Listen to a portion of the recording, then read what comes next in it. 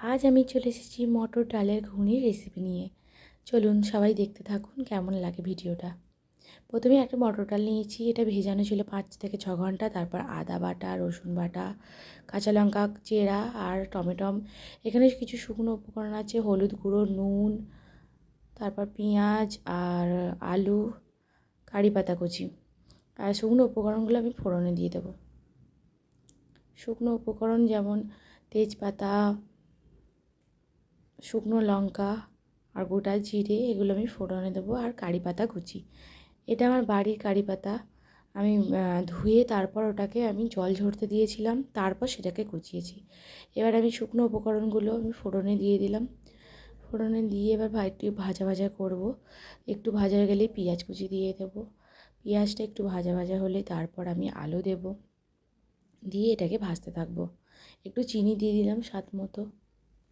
তারপর এবার আমি আলু কুচিটা দিয়ে দেবো। এবার রসুন কুচি দিলাম, দিয়ে এবার এটাকে ভাজতে থাকবো। ভাজা ভাজা হলে আলুটা দিয়ে দিলাম, দিয়ে আমি এটাকে গোল্ডেন ব্রাউন করে ভাজবো। গোল্ডেন ব্রাউন করে এটাকে ভাজতে থাকবো যতক্ষণ একটু লাল লাল হচ্ছে ভাজবো। ভাজা হয়ে গেলে নুন আর হলুদটা দিয়ে দিলাম, লবণ আর হলুদটা দিয়ে এবার আমি ভাজতে থাকবো। একটু ভাজা ভাজা হয়ে গেলে তারপরে আমি দেবো টমেটো কুচি। টমেটো কুচিটা এবার আমি দিয়ে দিলাম, দিয়ে টমেটোটা নরম হওয়া পর্যন্ত আমি একটু ভাজতে থাকবো। টমেটোটা গলে গলে এসেছে।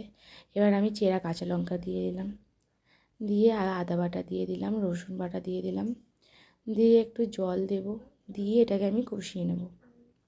জলটা একটু পরিমাণটা কম দেবেন, কারণ জলটা বেশি দিলে কষতেও টাইম লাগবে। ওই জন্য আলুটা ভাজা হয়ে গেছে, আর একটুখানি কষতে কষতে এটা সেদ্ধ হয়ে যাবে। এবার আমি কষতে থাকবো আস্তে আস্তে, যতক্ষণ না তেল ছাড়ে ততক্ষণ অবধি কষতে থাকবো। আস্তে আস্তে তেলটা ছাড়া শুরু করেই দিয়েছে, আরেকটু কষতে থাকবো, আরও শুকনো হওয়া পর্যন্ত কষতে থাকবো আমি আস্তে আস্তে। এটা কষতে কষতেই সেদ্ধ হয়ে যাবে। এবার তেলটা ছেড়েই এসেছে, এবার আমি ডাল সেদ্ধটা এবার আমি দিয়ে দেবো। ডালটা জানেন তো আপনারা 5 থেকে 6 ঘন্টা ভিজিয়ে রাখবেন, তাহলে আপনাদের প্রেশার কুকার লাগবে না। ভিজিয়ে সেটাকে আমি সেদ্ধ করে রেখে দিয়েছিলাম। এবার আমি ডালটা দিয়ে দিলাম, ডাল সেদ্ধটা দিয়ে পরিমাণ মতো জল দিয়ে টকবক করে ফুটলেই এটা রেডি হয়ে যাবে। এটাকে চাপাচুপি দিতেও লাগবে না। এবার এটা টকবক করে ফোটা পর্যন্ত এবার আমি অপেক্ষা করব। পরিমাণ মতো জল দিয়ে দিলাম, দিয়ে এটা ফোটা পর্যন্ত অপেক্ষা করব। এবার আমার রান্না একদম রেডি। লাইক সাবস্ক্রাইব করতে ভুলবেন না। Thanks for watching. টাটা।